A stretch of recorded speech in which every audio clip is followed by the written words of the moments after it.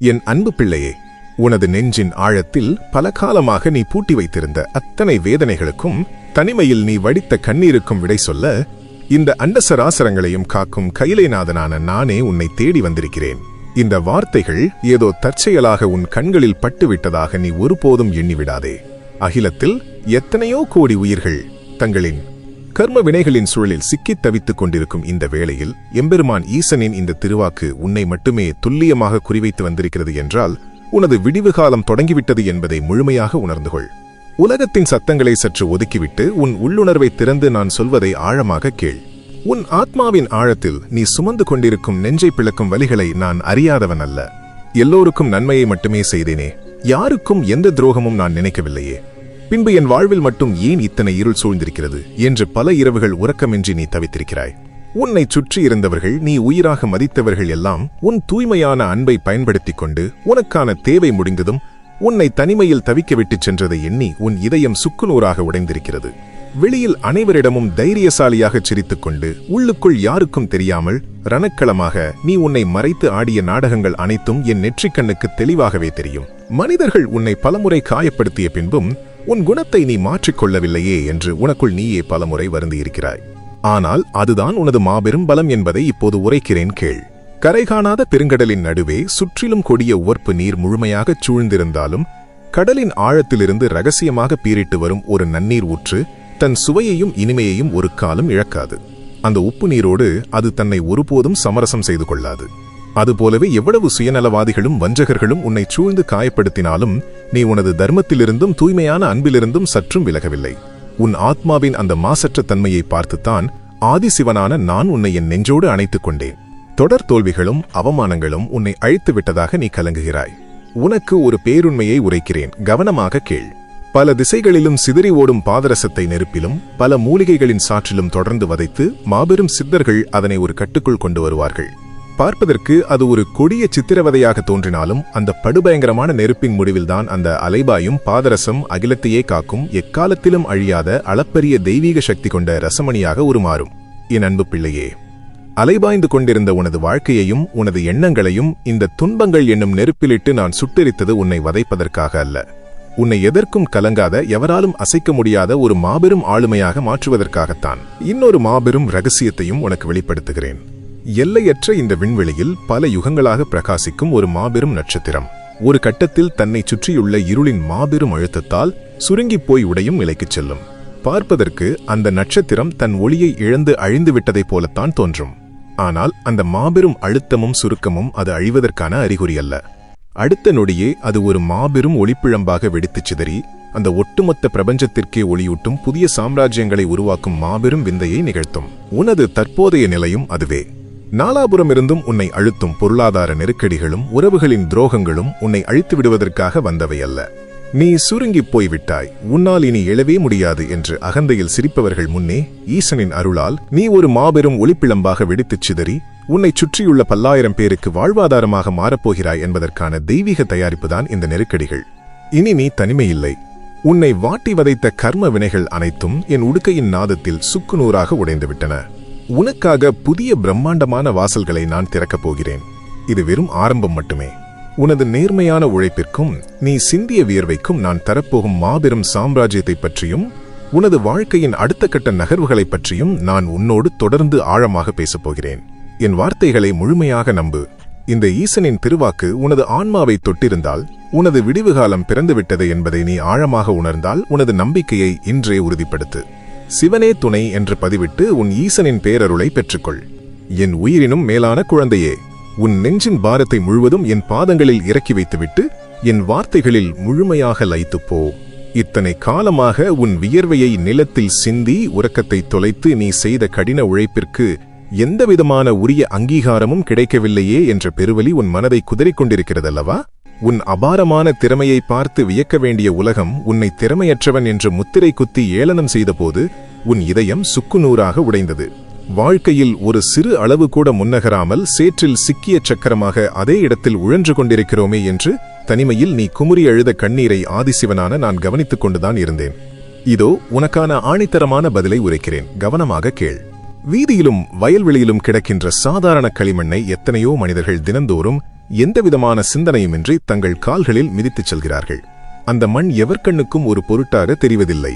ஆனால் ஒரு தலைசிறந்த மாபெரும் சிற்பி அதே களிமண்ணை கையில் எடுத்து பக்குவப்படுத்தி மூச்சு முட்டும் கொடிய நெருப்பிலிட்டு பல நாட்கள் சுட்டெடுப்பான். அப்போது அந்த மண் அனுபவிக்கும் வேதனைக்கு அளவே இருக்காது. ஆனால் அந்த இருண்ட நெருப்பு வேதனையின் முடிவில் அனைவரின் காலடியிலும் மிதிப்பட்டு கிடந்த அதே களிமண் தான் அகிலமே அண்ணாந்து பார்த்து தலைவணங்கும் மாபெரும் ஆலயத்தின் கோபுர கலசமாக உருமாறி விண்ணை முட்டி உயர்ந்து நிற்கிறது. என் அன்பு பிள்ளையே, உன்னை உதாசீனப்படுத்தி மிதித்துச் சென்ற சாதாரண மனிதர்கள் அறிய மாட்டார்கள் நீ ஈசனின் கைகளில் தவழும் தூய்மையான களிமண் என்பதை. அவர்கள் உன்னை ஏளனம் செய்ததும் நீ பட்ட நெஞ்சை பிளக்கும் அவமானங்களும் உன்னை அழிப்பதற்காக உண்டானவை அல்ல. உன்னை இந்த சமுதாயத்தின் உச்சியில் ஒரு மாபெரும் கோபுர கலசமாக உயர்த்தி வைக்க நான் உனக்கு அளித்த தெய்வீக பயிற்சி என்பதை நீ முழுமையாக உணர்ந்து கொள். இன்று உன்னை மிதித்தவர்கள், உன்னை தவிர்த்தவர்கள் அனைவரும் நாளை நீ வெற்றி சிகரத்தில் சிம்மாசனமிட்டு அமரும்போது உன்னை அண்ணாந்து பார்த்து வியந்து கை கட்டி நிற்கப் போகிறார்கள். அடுத்து உன் மனதை அரித்துக் கொண்டிருக்கும் மாபெரும் பொருளாதார போராட்டங்களை பற்றி பேசுகிறேன். நாளை என்ன செய்வது, எப்படி இந்த குடும்பச் சுமையை சமாளிப்பது என்ற பதைபதைப்புடனே உன் பாதி வாழ்க்கை இருளில் கழிந்துவிட்டது. உனது நியாயமான தேவைகளை கூட பூர்த்தி செய்ய முடியாமல் பணப்பற்றாக்குறையால் உனது கனவுகளை எல்லாம் நீ மனதின் ஆழத்தில் குழிதோண்டி புதைத்து விட்டாய். வறுமை மட்டும்தான் நமது பரம்பரைக்குச் சொந்தமா, இந்த இருண்ட நிலை ஒருபோதும் மாறாதா என்ற விரக்தியின் விளிம்புக்கே நீ சென்று விட்டாய். ஆனால் உண்மை என்னவென்று தெரியுமா? சுட்டெரிக்கும் கோடையால் காய்ந்து வெடித்து பாளமாக பிளந்து கிடக்கும் ஒரு வறண்ட தரிசு நிலத்தை பார்த்து இந்த உலகம் ஏளனமாக சிரிக்கும். இதில் ஒரு சிறு புல் கூட முளைக்காது என்று ஒதுங்கிச் செல்லும். ஆனால் யாருமே மதிக்காத அந்த வறண்ட பூமிக்கு அடியில் பல்லாயிரம் ஆண்டுகளாக தேங்கி நிற்கும் ஒரு பிரம்மாண்டமான நீரூற்று அமைதியாக உறங்கிக் கொண்டிருப்பதை அந்த உலகம் அறியாது. எம்பெருமான் ஈசனின் திருக்கண் பார்வை அந்த வறண்ட நிலத்தின் மீது விழும்போது அந்த பாதாள நீரூற்று அசுர வேகத்தில் பூமியை பிளந்து கொண்டு பெருக்கெடுத்து எழுந்து அந்த பகுதியையே செழிக்க வைக்கும் வற்றாத ஜீவநதியாக மாறும். உனது தற்போதைய வறுமையான நிலையும் அந்த வறண்ட தரிசு நிலத்தைப் போலத்தான் மனிதர்களின் கண்களுக்கு காட்சியளிக்கிறது.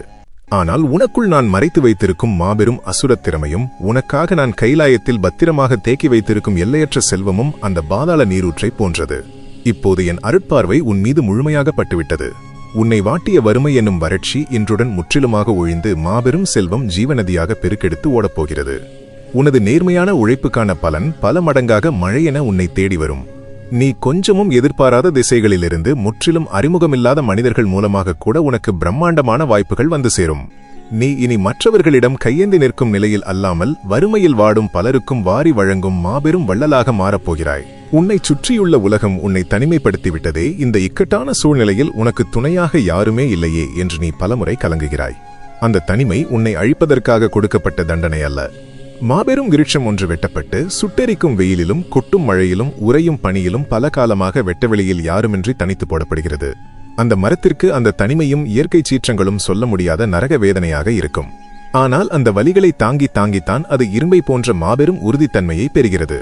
அதன் பிறகுதான் மாபெரும் தச்சர்கள் அதனை எடுத்துச் சென்று எம்பெருமானின் பிரம்மாண்டமான திருத்தேரை சுமக்கும் அசைக்க முடியாத அச்சாணியாக செதுக்குகிறார்கள்.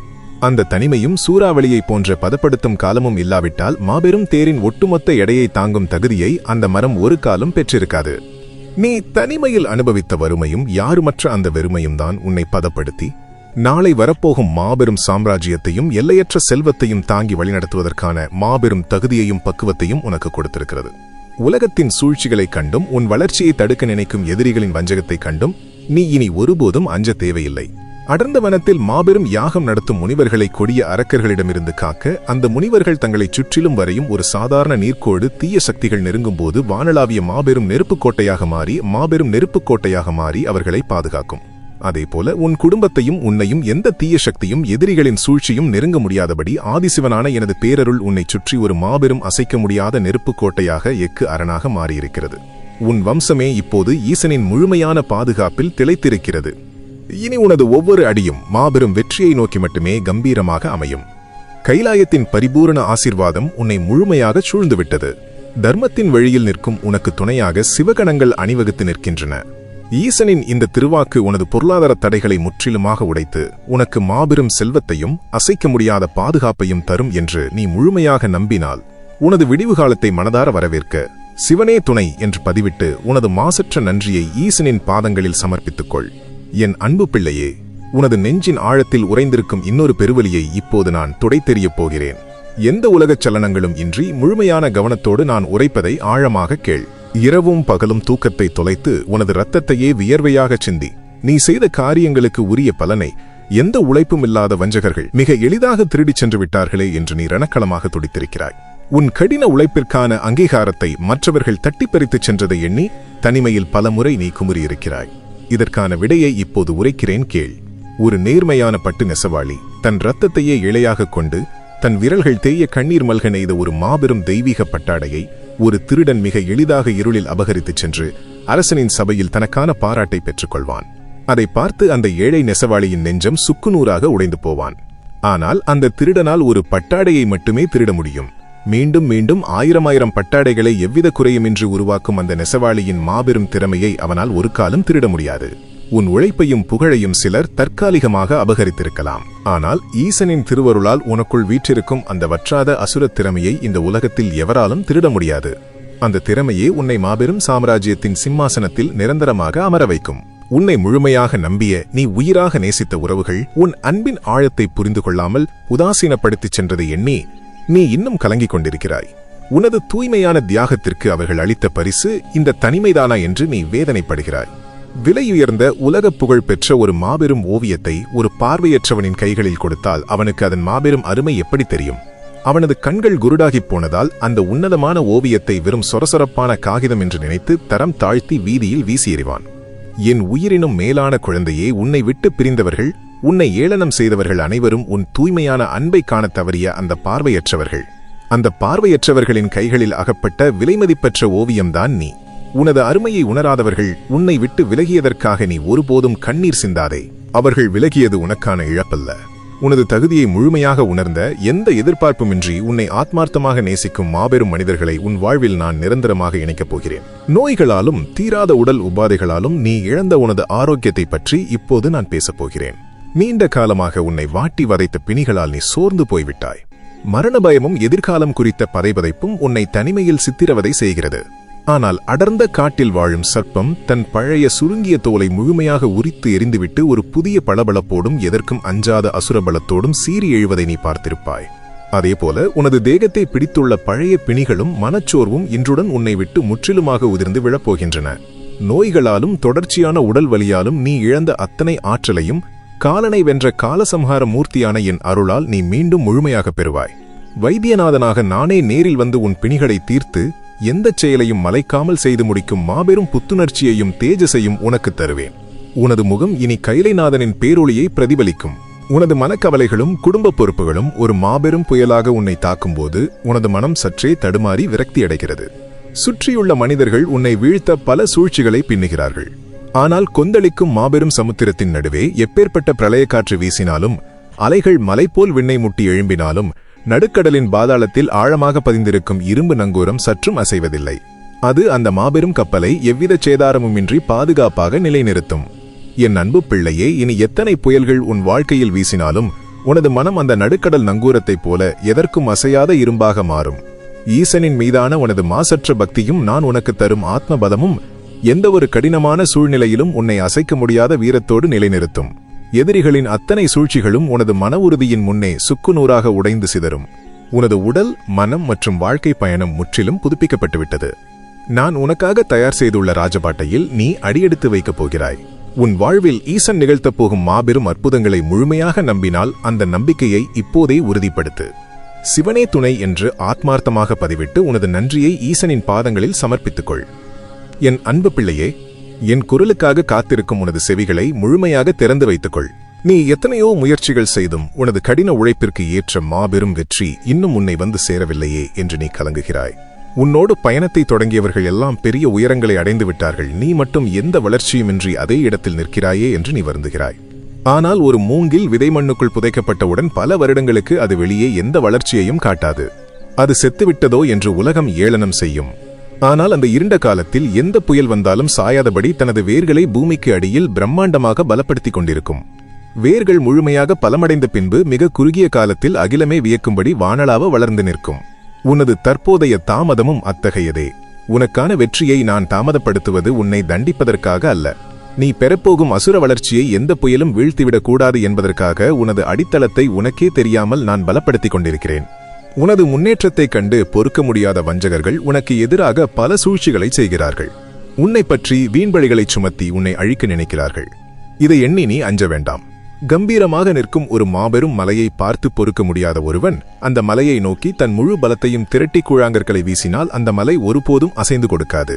மாறாக மலையில் மோதி தெரிக்கும் அந்த கற்கள் வீசியவனையே திரும்பி வந்து பதம் பார்க்கும். என் அன்பு பிள்ளையே, நீ கைலைநாதனால் அரணமைக்கப்பட்டு பாதுகாக்கப்படும் ஒரு மாபெரும் மலை. உனக்கு எதிராக வீசப்படும் அத்தனை சூழ்ச்சிகளும் கண்டிருஷ்டிகளும் உன்னை சற்றும் அசைக்காது. அவை அனைத்தும் அவர்களை நோக்கியே திரும்பிச் சென்று அவர்களை முற்றிலுமாக காயப்படுத்தும். வறுமை, தனிமை, துரோகம், பிணிகள் என வாழ்க்கையின் அத்தனை கொடிய வழிகளும் உன்னை ஒரே நேரத்தில் தாக்கியதே. ஏன் இந்த ஈசனுக்கு உன்மீது இத்தனை கொடூரமான கோபம் என்று நீ பலமுறை நினைத்திருப்பாய். ஒரு மாபெரும் இரகசியத்தை கூறுகிறேன் கேள்.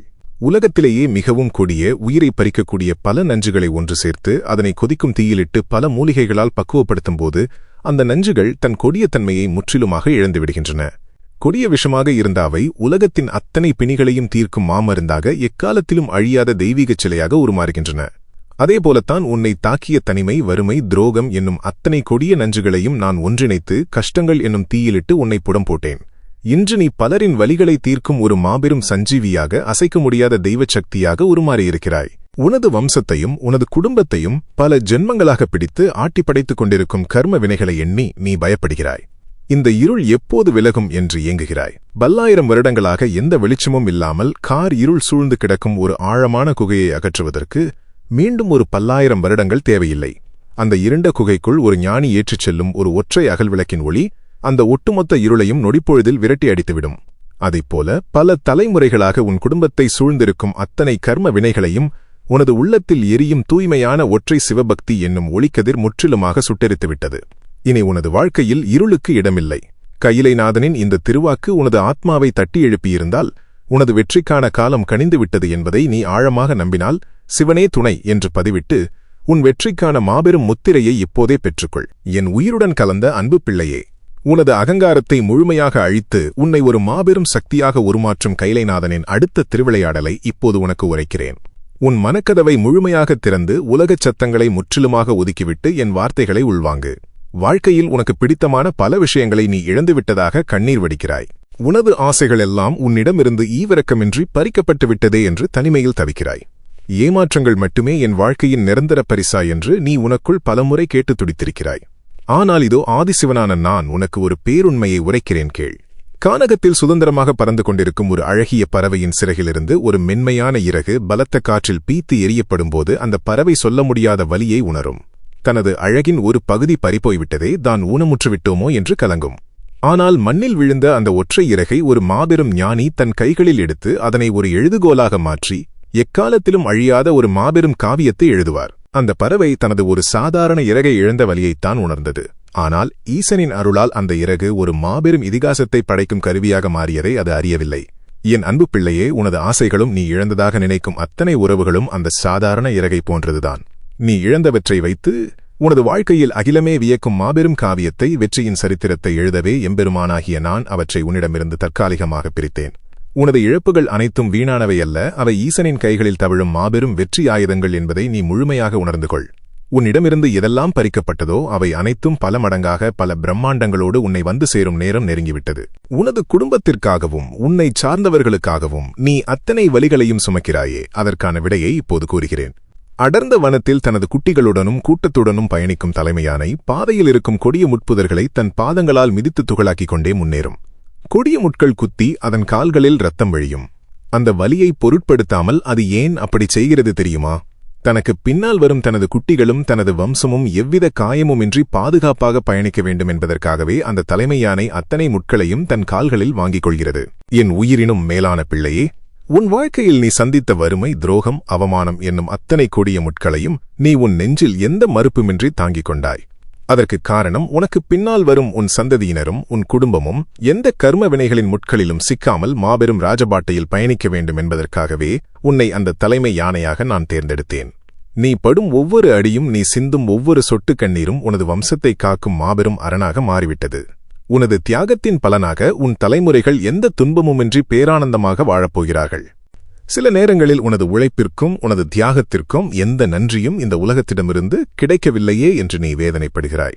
ஆபத்து நேரங்களில் மற்றவர்களை காப்பாற்ற நீ ஓடோடிச் சென்றாய். ஆனால் அவர்கள் தங்களின் தேவை முடிந்ததும் உன்னை முற்றிலுமாக உதாசீனப்படுத்திவிட்டார்கள். ஒரு மாபெரும் திருவிழாவில் பிரம்மாண்டமான திருத்தேர் கட்டுக்கடங்காமல் அசுர வேகத்தில் உருண்டோடி வரும்போது அதனை தடுத்து நிறுத்த எவ்வித அலங்காரமும் இல்லாத ஒரு கரடுமுரடான மரக்கட்டையை அந்த தேரின் மாபெரும் இரும்புச் சக்கரங்களுக்கு அடியில் வீசுவார்கள். அந்த மரக்கட்டை தேரின் ஒட்டுமொத்த எடையையும் தாங்கி தன்னை முழுமையாக நசுக்கிக் கொண்டு அத்தனை மக்களின் உயிரையும் காப்பாற்றும். ஆனால் மக்கள் அனைவரும் அந்த திருத்தேரின் அழகை மட்டுமே கொண்டாடுவார்களே தவிர சக்கரத்தின் அடியில் நசுங்கிக் கிடக்கும் அந்த மரக்கட்டையை திரும்பி பார்க்க மாட்டார்கள். என் அன்பு பிள்ளையே, நீயும் அந்த மரக்கட்டையைப் போலத்தான் பலரின் வாழ்க்கை புயலை தடுத்து நிறுத்தி அவர்களை காப்பாற்றினாய். அவர்கள் உன்னை திரும்பி பார்க்காவிட்டாலும் அகிலத்தையே ஆளும் இந்த கைலைநாதனின் நெற்றிக்கண் உனது மாசற்ற தியாகத்தை முழுமையாக பதிவு செய்து கொண்டது. மனிதர்கள் மறந்தாலும் உன்னை உதாசீனப்படுத்தினாலும் இந்த மாபெரும் தியாகத்திற்கு ஈடான சாம்ராஜ்யத்தை நான் உனக்கு திருப்பிக் கொடுப்பேன். உன்னை நிராகரித்த அதே மனிதர்கள் உனது மாபெரும் வளர்ச்சியைக் கண்டு திகைத்து நிற்கும் ஒரு விந்தையை நான் நிகழ்த்தப் போகிறேன். உனது வேதனைகள் அனைத்தும் கைலாயத்தின் பனிப்பொழிவில் கரைந்துவிட்டன. இனி உனக்கான வெற்றி பயணம் எந்த தடையுமின்றி தொடரும். ஈசனின் இந்த திருவாக்கு உனது ஆத்மாவின் காயங்களை ஆற்றியிருந்தால், உனக்காக நான் திறக்கப் போகும் பிரம்மாண்டமான வாசல்களை நீ முழுமையாக நம்பினால், உனது மனதை ஒருமுகப்படுத்தி சிவனே துணை என்று பதிவிட்டு உனது மாபெரும் விடிவுகாலத்தை வரவேற்கத் தயாராகு. என் உயிரினும் மேலான அன்பு பிள்ளையே, உனது ஆத்மாவை முழுமையாக விடுவித்து உன்னை ஒரு மாபெரும் சாம்ராஜ்யத்தின் அரியணையில் நிரந்தரமாக அமர வைக்கப் போகும் எம்பெருமான் ஈசனின் இந்த இறுதி திருவாக்கினை முழுமையான கவனத்தோடு உள்வாங்கு. இத்தனை காலமாக பல இருண்ட இரவுகளில் நீ சிந்திய அத்தனை கண்ணீர் துளிகளுக்கும் உனக்குள் நீயே புழுங்கித் தவித்த அத்தனை வேதனைகளுக்கும் முற்றுப்புள்ளி வைக்கும் மாபெரும் திருத்தருணம் இதோ வந்துவிட்டது. உலகத்தின் அத்தனை மாயையான சத்தங்களையும் முற்றிலுமாக ஒதுக்கிவிட்டு கைலைநாதனான என் உடுக்கையின் நாதமாக வரக்கூடிய இந்த வார்த்தைகளை உன் இதய கமலத்தில் ஆழமாகப் பதியவை. உன்னைச் சுற்றியுள்ள மனிதர்கள் உனக்கு தொடர்ந்து செய்த துரோகங்களையும் நீ செய்த மாசற்ற தியாகங்களை அவர்கள் மிக எளிதாக மறந்துவிட்டு உன்னை உதாசீனப்படுத்தியதையும் எண்ணி உன் இதயம் பலமுறை சுக்குநூறாக உடைந்திருக்கிறது. எல்லோருக்கும் நன்மையை மட்டுமே செய்தேனே, எனக்கு ஏன் இந்த கதி என்று நீ தனிமையில் குமுறியிருக்கிறாய். ஆனால் ஆதிசிவனான நான் உனக்கு அமைத்துள்ள மாபெரும் பாதுகாப்பு அரண் எத்தகையது என்பதை இப்போது உனக்கு உணர்த்துகிறேன் கேள். எல்லையற்ற ஆகாயத்திலிருந்து பூமியை முற்றிலுமாக அழித்துவிடும் நோக்கத்தோடு அசுரவேகத்தில் சீறி பாய்ந்து வரும் மாபெரும் எரிகல்லை சற்று நினைத்துப்பார். அந்த எரிகல் பூமியை நெருங்கும்போது பூமியைச் சுற்றியுள்ள கண்ணுக்குத் தெரியாத காற்று மண்டலம் என்னும் கவசம் அந்த மாபெரும் பாறையை தடுத்து நிறுத்தி ஆகாயத்திலேயே சுக்குநூறாக பொசுக்கிச் சாம்பலாக்கி விடுகிறது. அந்த பாதுகாப்பு அரண் யார் கண்களுக்கும் நேரடியாக தெரிவதில்லை. ஆனால் அகிலத்தையே அழிக்கும் அந்த பிரம்மாண்டமான ஆபத்தை அது சத்தமின்றி தடுத்து நிறுத்துகிறது. என் அன்பு பிள்ளையே, உனக்கு எதிராக மனிதர்கள் வீசும் வீண்பழிகளும் வஞ்சகர்களின் கொடிய சூழ்ச்சிகளும் உன்னை வீழ்த்த நினைக்கும் தடைகளும் அந்த ஆகாயத்து எரிகல்லை போன்றதுதான். உன்னைச் சுற்றிலும் ஆதிசிவனான எனது பேரருள் என்னும் பாதுகாப்பு அரண் கண்ணுக்குத் தெரியாமல் மாபெரும் கவசமாக அமைந்திருக்கிறது. உன்னை அழிக்க வரும் அத்தனை ஆபத்துகளையும் என் திருக்கண் பார்வை ஆகாயத்திலேயே பொசுக்கிச் சாம்பலாக்கிவிடும். நீ இனி எந்த மனிதரின் சூழ்ச்சியைக் கண்டும் ஒரு துளி கூட அஞ்சத் தேவையில்லை. வாழ்க்கையில் தொடர்ந்து வரும் தடைகளைக் கண்டு உனக்கான விடிவுகாலமே வராதோ என்று நீ பலமுறை விரக்தியின் விளிம்பிற்குச் சென்றிருக்கிறாய். ஆனால் ஒரு மாபெரும் இயற்கை இரகசியத்தை உரைக்கிறேன் கேள். கதிரவன் உதித்து வெளிச்சம் தருவதற்குச் சற்று முன்புதான் இரவின் இருள் மிகவும் அடர்த்தியாக எங்கும் கொடூரமாக பரவி அச்சுறுத்தும். அந்த பேரிருளைக் கண்டு பலவீனமானவர்கள் இனி வெளிச்சமே வராது, உலகம் இருளிலேயே மூழ்கிவிடும் என்று கலங்குவார்கள். ஆனால் அந்த படுபயங்கரமான அடர்ந்த இருள்தான் அடுத்த சில கணங்களில் சூரியன் மாபெரும் ஒளிப்பிழம்பாக பிரகாசமாக எழப்போகிறான் என்பதற்கான ஆணித்தரமான அடையாளம். உனது வாழ்க்கையில் இத்தனை காலமாக நீ சந்தித்த கடுமையான நெருக்கடிகளும் பணக்கஷ்டங்களும் தாங்க முடியாத அவமானங்களும் விடியலுக்கு முந்தைய அந்த பேரிருளைப் போன்றதுதான். இந்த இருள் நிரந்தரமானது அல்ல. உனக்கான மாபெரும் வெற்றியின் சூரியன் வற்றாத செல்வத்தின் பிரகாசம் இதோ உதித்துவிட்டது. இனி உனது வாழ்வில் எக்காலத்திலும் இருளுக்கு இடமில்லை. உனது குடும்பத்திற்காகவும் உன்னை சார்ந்தவர்களுக்காகவும் நீ அத்தனை வலிகளையும் சுமந்து உனது ஆசைகளையெல்லாம் புதைத்துக் கொண்டு உழைக்கிறாயே, அந்த உழைப்பு வீணாகிவிடுமோ என்று நீ அஞ்சுகிறாய். செங்குத்தான கரடுமுரடான ஒரு மாபெரும் மலையின் உச்சியை அடைவதற்கு வழியே இல்லாத காலத்தில் ஒரு மனிதன் தன் கைகளில் உளியை ஏந்தி அத்தனை பாறைகளையும் உடைத்து தன் இரத்தத்தை சிந்திப்படிகளை செதுக்குகிறான். அவனது உடம்பில் ஏற்படும் காயங்களை உலகம் பார்ப்பதில்லை. ஆனால் அவன் செதுக்கிய அந்த படிகளில்தான் நாளை பல்லாயிரம் மக்கள் எந்த கஷ்டமுமின்றி பாதுகாப்பாக பயணம் செய்து மலையுச்சியில் உள்ள இறைவனை தரிசிப்பார்கள். என் அன்பு பிள்ளையே, நீ அனுபவித்த கஷ்டங்களும் உனது பொருளாதார போராட்டங்களும் நீ சிந்தித்து வியர்வையும் உன்னை அழிப்பதற்காக உண்டானவை அல்ல. நீ உனது வம்சத்திற்காகவும் உனக்கு பின்னால் வரும் தலைமுறைகளுக்காகவும் அவர்கள் எந்த துன்பமுமின்றி வெற்றியின் சிகரத்தை அடைவதற்காக உனது இரத்தத்தை சிந்தி அமைத்துக் கொடுத்த மாபெரும் வெற்றிப்படிகள்தான் நீ அனுபவித்த வலிகள். உனது தியாகத்தால் உன் சந்ததியினர் எக்காலத்திலும் வறுமையின்றி மாபெரும் செழிப்போடு தலைநிமிர்ந்து வாழ்வார்கள். உனது புண்ணியம் அவர்களை ஒரு மாபெரும் கவசம் போல் காக்கும். உனக்குள் உறங்கிக் கொண்டிருக்கும் மாபெரும் அசுரத் திறமையை நான் இப்போது முழுமையாக தட்டி எழுப்பிவிட்டேன். இத்தனை காலமாக உனது உழைப்புக்கான அங்கீகாரம் கிடைக்கவில்லையே என்று நீ சிந்திய கண்ணீருக்கு பல மடங்காக ஈசனின் ஆசீர்வாதம் மழையாக பொழியப் போகிறது. எந்தெந்த இடங்களில் நீ அவமானப்படுத்தப்பட்டு தலைகுனிந்து நின்றாயோ அதே இடங்களில் உன்னை ஒரு மாபெரும் சிம்மாசனத்தில் அமர வைத்து நான் அழகு பார்க்கப் போகிறேன். உனது நியாயமான தேவைகள் அனைத்தையும் உன்னை ஈன்ற தந்தையாகிய நானே முழுமையாக பூர்த்தி செய்வேன். நீ இனி யாருக்காகவும் கையேந்தி நிற்க மாட்டாய். மாறாக உன்னை தேடி வரும் பலரின் கண்ணீரை துடைக்கும் மாபெரும் வள்ளலாக, சமுதாயத்தில் வழிகாட்டும் ஒரு பெரும் தலைவனாக நீ உருவெடுப்பாய். உனது வாக்கினில் சிவசக்தி நிரந்தரமாக வாசம் செய்வாள். உனது வார்த்தைகளில் ஒரு தெய்வீக வல்லமையும் அனைவரையும் ஈர்க்கும் காந்த சக்தியும் குடிகொள்ளும். உனது படைப்புகளும் உனது திறமைகளும் எந்த மாயத் தடையுமின்றி அகிலம் முழுவதும் எந்த திசையிலும் அசுர வேகத்தில் பரவி உனக்கு மாபெரும் வெற்றியையும் புகழையும் தேடித்தரும். என் உயிரினும் மேலான குழந்தையே, உனது கர்ம வினைகள் அனைத்தும் என் திரிசூலத்தால் சுட்டெரிக்கப்பட்டுவிட்டன. நீ இனி ஒருபோதும் கலங்க மாட்டாய். ஒட்டுமொத்த கைலாயமும் என் சிவகணங்களும் உனக்கு பின்னால் மாபெரும் அரணாக நின்று உன்னை வெற்றி பாதையில் வழிநடத்தும். நீ தொட்டதெல்லாம் இனி பொன்னாக மாறும். உனது சரித்திரம் இன்று முதல் பிரம்மாண்டமான வெற்றியோடு தொடங்குகிறது.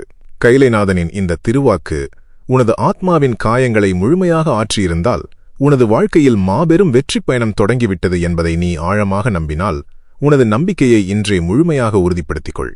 உனது மனதை ஒருமுகப்படுத்தி சிவனே துணை என்று ஆத்மார்த்தமாக பதிவிட்டு ஈசனின் எல்லையற்ற பேரருளை பெற்றுக்கொள்.